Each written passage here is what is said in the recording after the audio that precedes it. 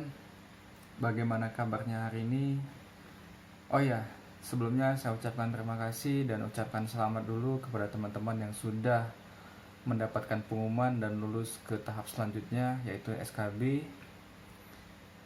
Dan pesan kami bahwa teman-teman yang sudah lulus diharapkan belajar lebih giat lagi dan mempersiapkan semuanya lebih maksimal lagi.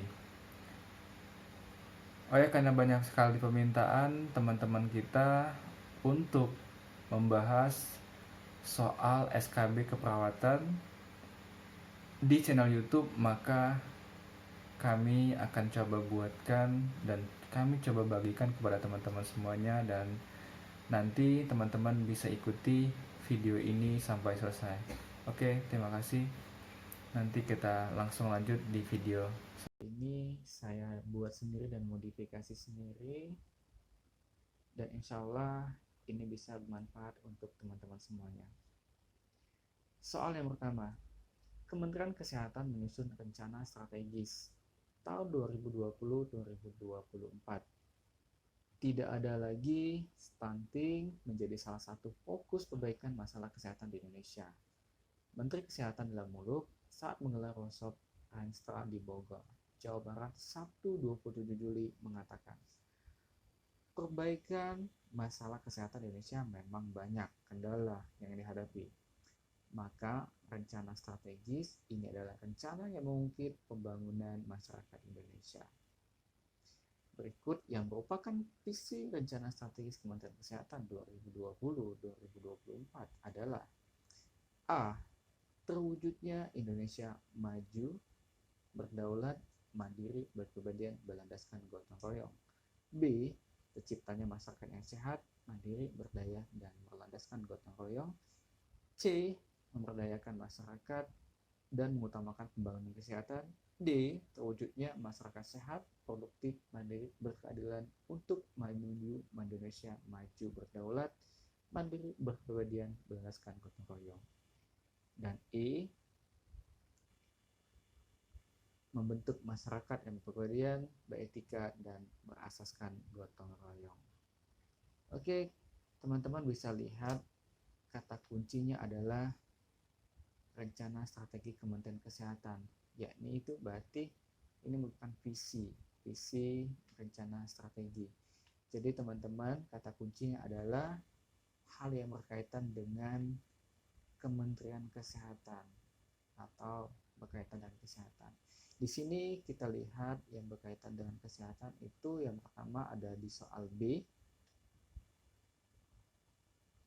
C, dan D.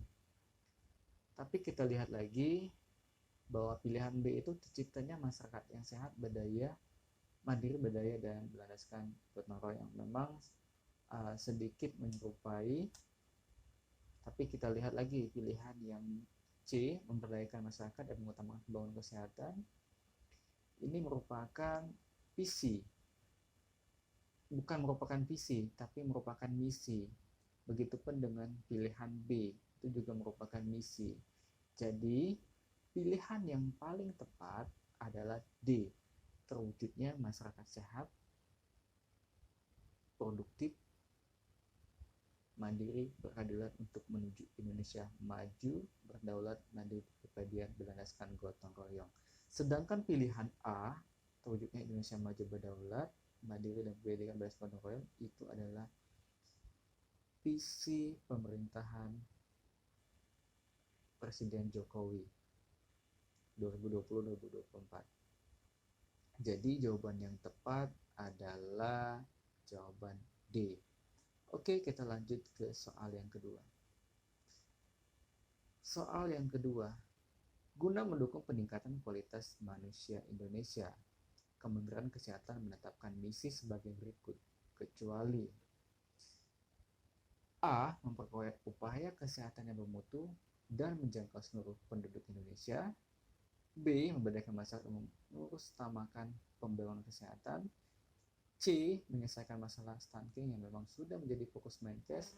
D. Meningkatkan ketersediaan pemerataan dan mutu pelayanan sumber kesehatan, sumber daya kesehatan.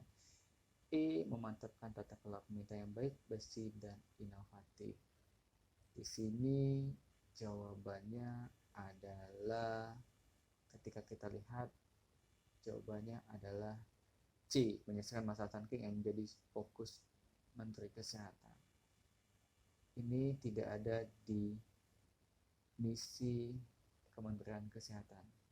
Jadi jawabannya adalah C. Jadi jangan sampai terkecoh ya teman-teman. Oke, untuk soal yang ketiga,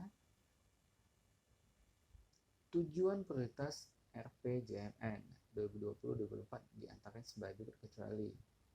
Perlu teman-teman ketahui bahwa RPJMN ini adalah singkatan dari Rencana Pembangunan Jangka Menengah Nasional. Jadi jangan sampai terkecoh ya dengan istilah-istilah ini. Pilihan A, peningkatan KIA, KB, dan kesehatan reproduksi. B, perbaikan sistem dan daya dan layanan pasien BPJS. C, perbaikan gizi masyarakat. D, peningkatan pengendalian penyakit. E, penguatan sistem kesehatan dan pengawasan obat dan makanan. Dan di sini kita lihat dari sumber RPJMN yang kami peroleh, RPJMN 2020-2024, yang bukan merupakan tujuan prioritas itu adalah B, perbaikan sistem dan layanan pasien BPJS. Ini tidak merupakan tujuan prioritas RPJMN. Oke, sudah cukup paham ya. Oke, lanjut ke pertanyaan keempat. Di bawah ini yang merupakan tujuan strategis Kementerian Kesehatan 2020-2024 adalah A, peningkatan cakupan kesehatan mental masyarakat. B, peningkatan status kesehatan balita. C, peningkatan pembudayaan masyarakat hidup sehat melalui kebudayaan masyarakat dan pengerusutamaan kesehatan. D, peningkatan pencegahan pengendalian stunting pada balita. E, peningkatan tata kelola BPJS. Jadi teman-teman, di sini tujuan strategis Kementerian Kesehatan yang merupakan tujuan strategis. Ketika kita lihat di sini, yang jelas ketika kita baca sekilas, peningkatan status kesehatan balita masih bisa jadi. C, peningkatan pembudayaan masyarakat hidup sehat melalui pemberdayaan masyarakat dan persamaan kesehatan. Dan ternyata setelah kami lihat dari sumbernya, ini merupakan tujuan strategis itu adalah pilihan yang C. Oke, nanti untuk materi dan selanjutnya kami akan share kepada teman-teman, atau teman-teman bisa komen jika ingin mendapatkan materi ini. Oke, kita lanjut ya. 5. Yang bukan merupakan indikator sasaran strategis meningkatnya promosi kesehatan dan masyarakat adalah A, meningkatnya posyandu aktif dari 60% menjadi 85%. B, meningkatnya posbindu aktif sebesar 1%. C, menurunnya jumlah penduduk yang kurang melakukan aktivitas fisik kurang dari 150 per minggu dari 33,5% menjadi 30%. D, jawaban A dan B benar. E, menurunnya kasus gizi buruk dan penyakit menular. Di sini tentang promosi kesehatan masyarakat. Ternyata kita lihat meningkatnya posyandu aktif ini merupakan salah satu indikatornya. Meningkatnya posbindu juga termasuk.